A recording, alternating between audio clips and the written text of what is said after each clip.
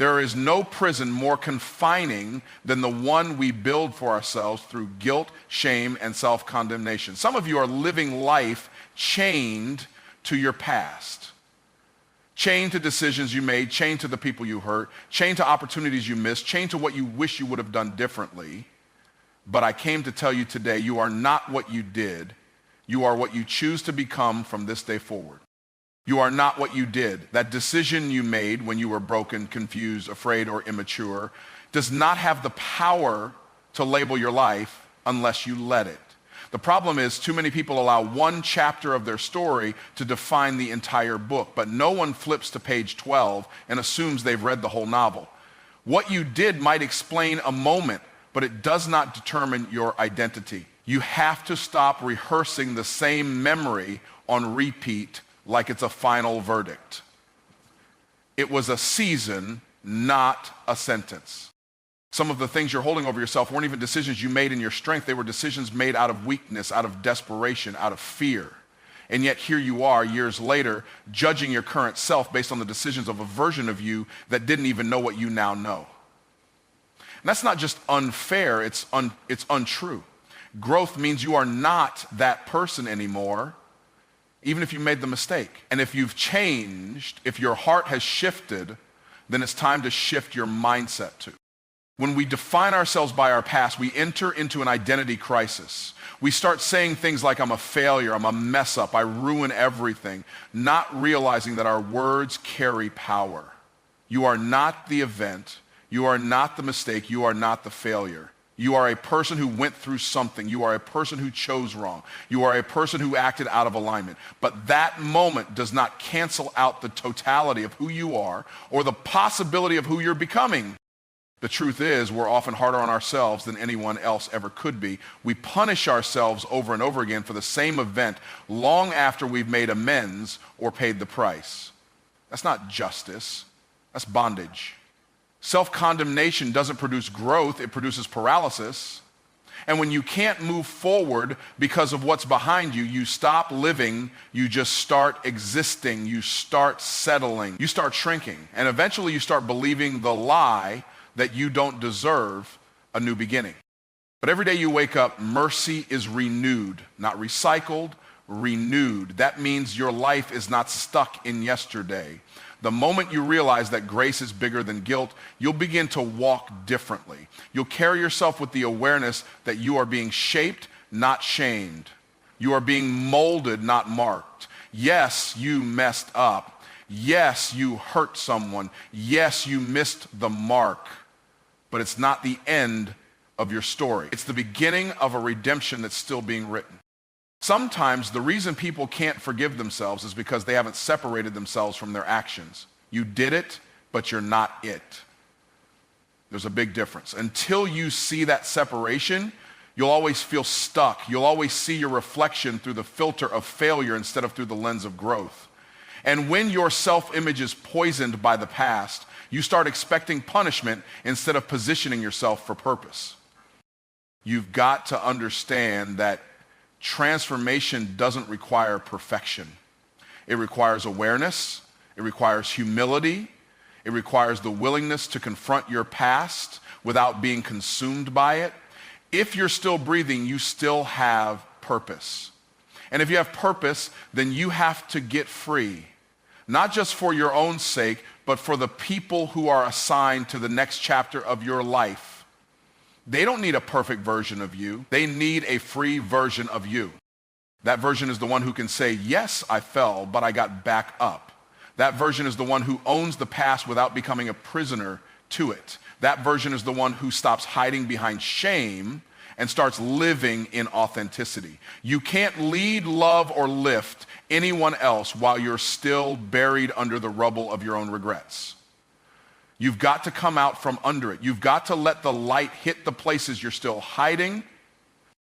It doesn't matter who still holds it against you. It doesn't matter who won't let you live it down. What matters is whether you're ready to rise above it. No one can keep you in a cage unless you hand them the key. Stop giving people access to what God already set you free from. Stop playing the old tape when the new soundtrack is already loaded and ready to play. Your destiny doesn't begin with perfection. It begins with permission. Permission to forgive, permission to release, permission to believe again. You are not what you did, you are what you choose next. You are the decision to grow, you are the courage to face yourself and say, I'm not done yet. You are the embodiment of mercy, the evidence of grace, the product of progress. You are becoming daily, intentionally, beautifully. What happened was real, but it was never meant to be permanent. The past can inform you, but it should never imprison you. You are more. You are becoming more. Keep becoming. Forgiveness is freedom, not just for the person you're forgiving, but for you. It's the unlocking of a door you didn't even realize you were trapped behind. So many people are walking around in emotional and spiritual chains, weighed down by anger, guilt, resentment, and the desire for justice that never came. But forgiveness isn't about what someone else deserves. It's about what you deserve. And what you deserve is peace. You deserve clarity. You deserve the ability to move forward without dragging the pain of your past behind you like a ball and chain. Holding on to unforgiveness is like drinking poison and expecting someone else to suffer. It doesn't work. It never works. You think by holding it in, you're protecting yourself, but all you're doing is planting seeds of bitterness that eventually grow into barriers. Barriers between you and your purpose, between you and your joy, between you and your true self. Forgiveness doesn't mean what happened was okay. It doesn't mean it didn't hurt. It means you refuse to let it hurt you forever. You make the decision to let it go so it no longer has the power to dictate your emotions, your decisions, or your direction. There's a heaviness that comes with unforgiveness. It's silent but suffocating. It creeps into your thoughts when you least expect it. It interrupts your peace in the middle of progress. It distorts how you see people, how you see the world, and ultimately how you see yourself. Because when you hold onto offense, you start seeing everything through the lens of that pain. Even the good things become suspect. Even love feels dangerous. And that's the trap. Unforgiveness doesn't just chain you to the past, it robs you of your ability to experience the present. The enemy of your soul would love nothing more than to keep you locked in that cycle, rehashing the hurt, replaying the betrayal, reopening the wound. Because as long as you're bleeding, you're not building. As long as you're stuck in offense, you can't operate in obedience. Your focus is fractured. Your vision is blurry. You can't walk in purpose when your heart is still locked in a prison. And the key isn't found in revenge. It's found in release. Forgiveness is how you take your power back. It's how you rise. Even when the people who hurt you never apologize, never acknowledge, never change. Some people struggle to forgive because they think it means weakness. But it takes far more strength to release a grudge than to hold one. Anyone can stay angry. Anyone can stay offended. But it takes courage to say, this may have broken me, but it will not define me. Forgiveness is the language of the free. It's a declaration that your peace is not for sale and your destiny is not up for debate. You are no longer negotiating with your pain. You are choosing to rise above it. That's not weak. That's warrior level strength. And for many, the hardest person to forgive is themselves. We think if we punish ourselves long enough, maybe it'll somehow balance the scales. But there's no freedom in self-inflicted suffering. There's no healing in self-hate. Forgiveness begins with the decision to stop bleeding on people who didn't cut you. It begins when you recognize that you're still worthy of love, of peace, of redemption. Even if you made the mistake, even if you caused the damage, grace is not just for others, it's for you too. When you forgive, you open space for healing. The heart that was once crowded with rage becomes a fertile ground for joy, creativity, and connection. You begin to breathe differently. You begin to see opportunities instead of obstacles. You stop shrinking your life around your wounds and start expanding it around your worth. Forgiveness breaks the cycle of victimhood. It stops the bleeding and starts the rebuilding. It moves you from survival mode to purpose mode. You stop reacting and start creating. And in that shift, everything changes. You were not designed to carry the weight of every offense. You were not built to live with your fists clenched around the neck of every wrong done to you. At some point, you've got to decide that your peace is worth more than your pride. Forgiveness doesn't erase what happened, but it does remove its control. It's not denial, it's declaration. A declaration that says, you don't get to occupy space in my mind, my emotions, or my future anymore. Forgiveness is how you evict the past from the home of your heart.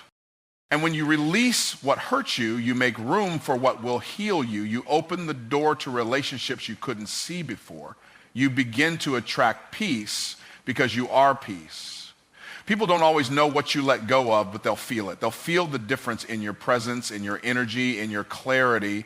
When forgiveness is at the root, freedom becomes the fruit.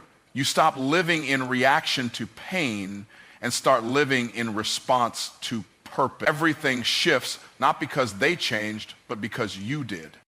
There is no success worth having that requires you to stay bitter. There is no elevation that comes from carrying extra weight. What's waiting on the other side of forgiveness isn't just relief. It's revelation, clarity, power, and most of all, freedom. Condemnation is a lie. It sounds like truth because it's loud. It sounds like truth because it's familiar. It sounds like truth because it shows up with receipts, reminding you of every wrong turn, every poor decision, every weakness you've tried to hide. But just because a voice is loud doesn't mean it's right. Condemnation isn't correction, it's accusation. It doesn't point you toward healing, it drags you toward hopelessness. It doesn't whisper wisdom, it shouts shame. And if you listen to it long enough, you'll start building your life around guilt instead of grace. There's a big difference between conviction and condemnation. Conviction says, that choice wasn't right, but you're still called. Condemnation says, you made a mistake, so now you're disqualified. Conviction leads to change. Condemnation leads to chains. One pushes you toward progress, the other pulls you into paralysis. And most people never learn how to tell the difference. They confuse being aware of their flaws with being defined by them. They confuse the moment they fell with the person they are. But your identity is not found in your lowest moment, it's found in your willingness to rise again. The reason condemnation is so dangerous is because it attacks the very core of your worth. It doesn't just say you messed up, it says you are a mess. It doesn't say that wasn't your best, it says you're not good enough. And once you start believing that, you begin to live like it. You stop dreaming. You stop showing up fully. You settle for survival when you are created for impact. Condemnation strips you of vision because it locks your eyes on everything that went wrong, blinding you to everything that can still go right. People who are condemned in their minds often perform in their lives. They try to earn forgiveness, earn love, earn worthiness. But anything you have to earn through perfection is a counterfeit. Because love doesn't require performance. Grace doesn't demand credentials. And worth isn't proven by productivity. If you're constantly trying to prove yourself, it's a sign that somewhere deep inside, you don't believe you're enough. And that belief, that lie, is the voice of condemnation doing its dirty work in the background of your soul. The power of condemnation is in its subtlety. It doesn't always scream. Sometimes it whispers. It whispers when you wake up, why even try? It whispers when you walk into rooms, you don't belong here. It whispers when you attempt something new, people like you always fail. And if you don't challenge those whispers, they become your inner soundtrack. Your mind becomes a courtroom where you're always the defendant, always on trial, always trying to explain, justify, defend your existence. But the truth is, the verdict has already been overturned. You're not guilty, you're not sentenced, you're not stuck. So many people stay bound because they don't realize that condemnation is a mindset, not a fact. It's a pattern of thinking that has been reinforced by pain, by trauma, by rejection, by religion even. But it's still a lie. A powerful lie, yes, but a lie nonetheless. And lies only survive where truth hasn't been planted. The moment you start replacing shame with scripture, fear with faith, regret with responsibility, condemnation begins to lose its grip. You start to see yourself not as broken, but as becoming. Not as disqualified, but as being developed. One of the greatest weapons of the enemy is to convince you that because you failed, you are failure. But failure is an event, not a person. And your future is not determined by your flaw, it's shaped by your faith. When you realize that, the power of condemnation crumbles. You stop bowing to your mistakes and start standing in your mission. You begin to believe that what's ahead of you is still greater than what's behind you. And from that place, you begin to live, not just exist, but live. There's a boldness that comes when you stop listening to condemnation. You stop shrinking when people bring up your past. You stop explaining why you deserve grace. You stop trying to earn something that was already given. And instead, you start building. You start showing up. You start lifting others who are still trapped in the same lies you used to believe. Because now you know you're not the only one who's heard the voice of shame, but you can be the one who silences it. Condemnation creates cycles. You feel unworthy, so you act out. You act out, so you feel more unworthy. It's a trap, and it doesn't let go unless you break it with truth. The truth is that your worth is not based on your wins or losses, your record or reputation. Your worth is based on your identity. And identity is not found in your performance, it's rooted in your purpose. The same God who formed you didn't change his mind because you failed. The calling didn't get canceled just because you got off course. And when you understand that, you stop running from your reflection. The opposite of condemnation isn't perfection, it's permission. Permission to grow, permission to try again, permission to be loved even while you're still learning. That permission is the foundation of freedom. Because when you no longer fear judgment, you can finally step into joy. You can finally be honest, open, unfiltered, not because you have it all together, but because you know the truth. And the truth will always do what condemnation never could. It will set you free. The comeback was already written. Long before you fell, long before you fumbled, long before you took that wrong turn, you were already in the hands of a God who writes stories from the end backward. You may be surprised by what happened, but he's not. You may be shaken by the fall, but the author of your life has already scripted the recovery. That means the setback didn't cancel the story. It simply set the stage for a greater reveal. It's not over. It never was. You're just in the middle of the process. When you understand that your failure was already factored into your future, you stop seeing it as a detour and start recognizing it as development. Some of the greatest breakthroughs are born out of the darkest breakdowns. What looks like loss in the natural is often gain in the supernatural. You didn't come this far just to be dropped. The dust on your shoes is proof that you're still walking. And even if you had to crawl for a season, you're still in motion. That means the script is still rolling and the comeback is still in motion. We live in a culture that glorifies the highlight reel but hides the hard chapters. But the power of your comeback isn't in how quick it happens, it's in how deep it transforms you. The people who rise the strongest are the ones who fell the hardest and still decided to believe again. You've got to get that in your spirit. Your belief is your bridge. You don't have to know how it all unfolds. You just have to trust that the one writing your story didn't forget you in the valley. The same hand that lifted you before will lift you again. There is no comeback without a fall. There is no redemption without something to recover from. And sometimes the only way to discover what's really in you is to be pushed to the edge of everything you thought you could handle.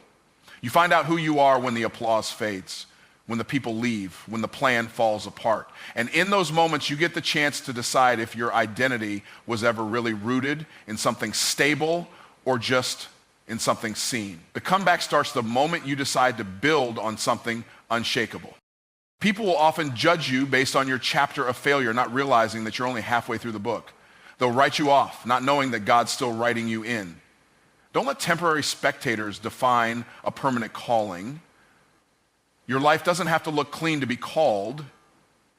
You don't have to be fixed to be chosen. In fact, the comeback is more powerful when the fall was public, because what the enemy meant for shame, God will flip into a platform. What was meant to bury you will become the very ground your next season grows from. Shame will try to keep you silent during your rebuilding season. It will tell you to hide until you're healed, to wait until you're worthy again. But the truth is, your worth was never lost. Your value was never discounted. You don't earn your way back, you walk your way back. Step by step, day by day. The comeback is not a performance, it's not a moment, it's a decision repeated over and over again to keep showing up, even when it still hurts, to keep believing, even when you still feel broken. Sometimes the comeback doesn't look like the old version of you. It looks like a better one, stronger, wiser, more grounded. You may not laugh the same, but you love deeper. You may not trust as easily, but your discernment has sharpened. You may walk with a limp now, but you walk with purpose. Don't mourn who you used to be so much that you miss who you're becoming. The comeback doesn't restore the old, it resurrects the real, the authentic. The version of you that can carry weight, handle pressure, and move with intention. The most dangerous lie you could believe is that it's too late, that you've missed it, that you've gone too far. But if you're still breathing, there's still purpose. And if there's purpose, there's still a comeback. God doesn't do wasted seasons. Every loss has a lesson. Every delay has a reason. Every heartbreak is either healing you or positioning you. You're not behind, you're being prepared. And sometimes the longer the preparation, the greater the platform. It's easy to celebrate people who never fell, but it's powerful to watch someone rise from ashes. That's why your story matters. That's why your voice can't stay silent, because someone else needs to know they're not alone in the fall and that a comeback is still possible. Your scars will become someone else's survival guide. Your resilience will become someone else's roadmap, but only if you refuse to give in to the lie that says it's over. The comeback is already written, but you still have to choose to turn the page. You might not feel strong yet, you might not see the breakthrough yet, but faith moves before feelings. Comebacks aren't about feeling ready, they're about moving anyway. You move even with the doubt. You move even with the questions. Because every step forward is a declaration that the past didn't win. The comeback doesn't require a crowd. It doesn't need approval, it just needs a decision. A moment of holy defiance that says, this is not how my story ends. Don't wait for approval. If you do, you'll be standing still for the rest of your life, stuck at the red light of someone else's opinion, waiting for them to wave you through. And the truth is, some people will never give you permission to grow. They'll never clap for your calling, never validate your voice, never recognize your value, because your rise reminds them of what they refuse to reach for. If you live for their approval, you'll die by their rejection. Their silence isn't your signal. Their doubt isn't your direction. You were not created to be confirmed by crowds, but called by purpose. You've got to understand, some people won't approve of you simply because they can't control you. The moment you stop shrinking, stop second guessing, stop begging for a seat at tables that were never built for your blueprint is the moment you start walking in authority. Approval addiction will have you dressing your vision to make others comfortable, editing your dream to avoid criticism, shrinking your voice so you don't sound too much. But purpose doesn't require permission. Destiny doesn't come with a permission slip. You don't need their nod when you already have God's go.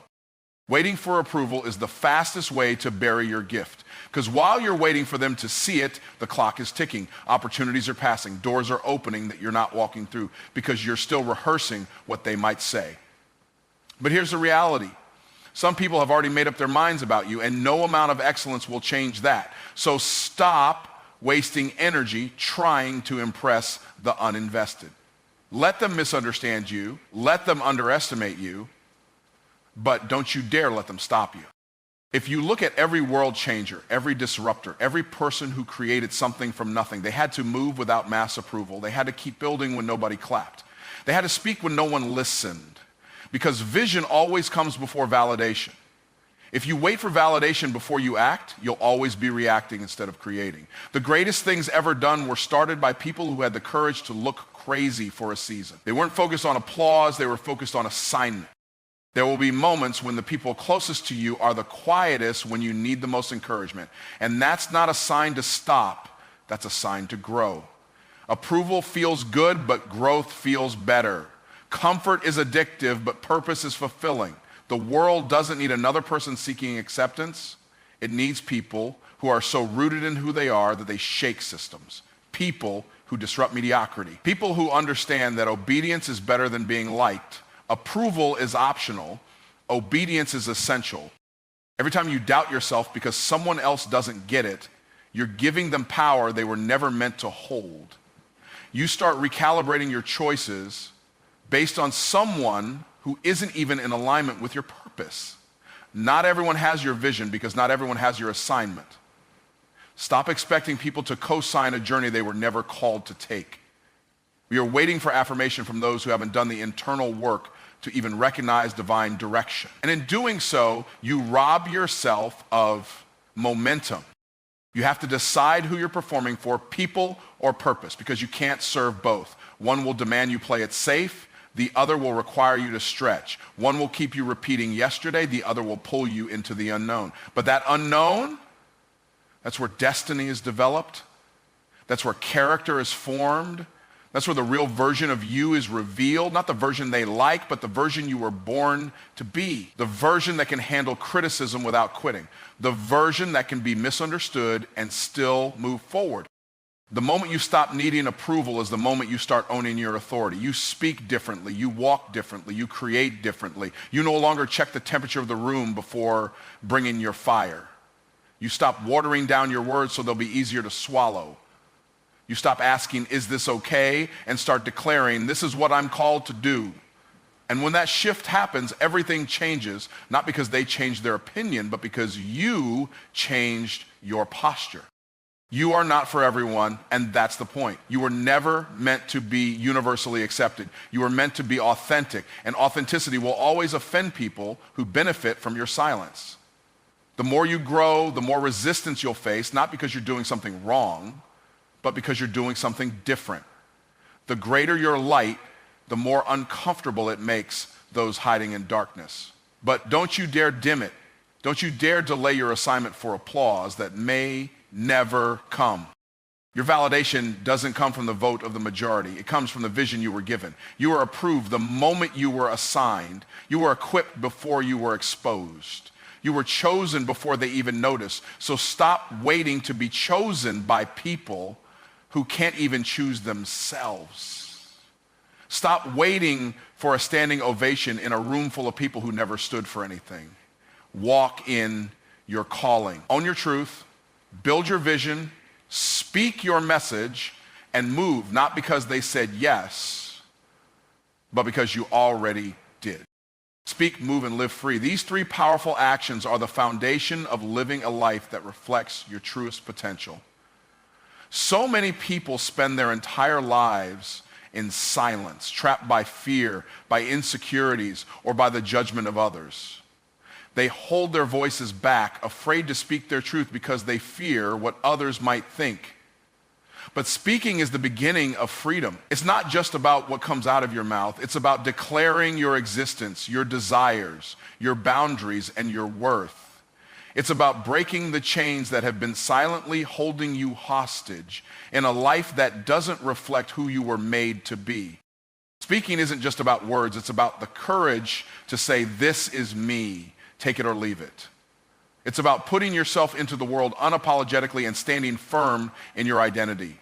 There will always be voices that try to silence you. People will try to invalidate your experience, minimize your feelings, or tell you that your dreams are too big. But when you speak with conviction, your words become weapons, and your voice becomes a declaration of independence from the things that tried to hold you back. Don't let anyone tell you to be quiet just because they're uncomfortable with your volume. You have the right to be loud about who you are and what you're here to do. Once you find your voice, you have to move. Movement is an expression of freedom, a physical manifestation of the life you're choosing to live. You can't be free if you're stagnant, stuck in the same place, rehashing the same patterns, and wondering why nothing ever changes. Movement is not just about walking forward. It's about pushing through the resistance, the doubts, the fears, and the obstacles that will try to keep you in place. It's about taking one step after another, even when you can't see the full path. Freedom is not given to those who wait. It's claimed by those who act. It's claimed by those who move in the direction of their dreams, no matter how uncertain the road might be.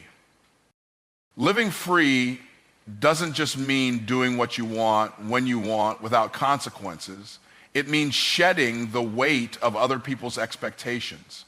It means walking in alignment with your purpose and not constantly trying to meet the standards that others have set for you.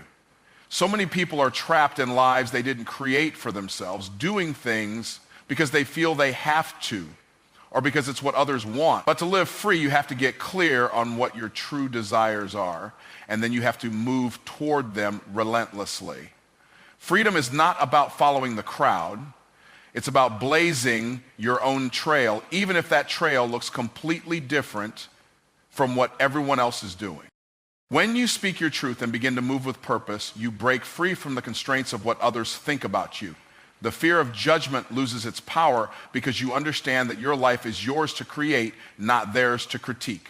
When you are living free, you no longer need external validation to know that you're on the right path.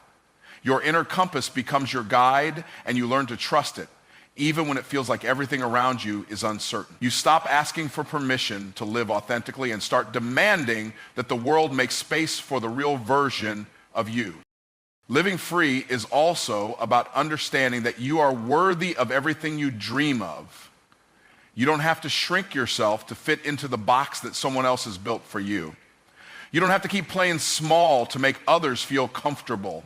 Speak your truth, move toward your dreams, live like you are the force of nature you were created to be. It's time to stop doubting yourself. It's time to stop looking to others for approval. The moment you choose to live free is the moment you step into the power of knowing that you are already enough, just as you are. This freedom isn't always easy. It requires hard work, and sometimes it demands courage in the face of fear. It requires you to face your own doubts and challenges head on and continue moving even when everything inside you tells you to stop. But every step you take toward freedom strengthens you. Every word you speak in alignment with your truth makes you more powerful. Every decision to live authentically brings you closer to the life you were meant to lead. The freedom you desire is waiting for you, but it will only come if you choose to walk into it.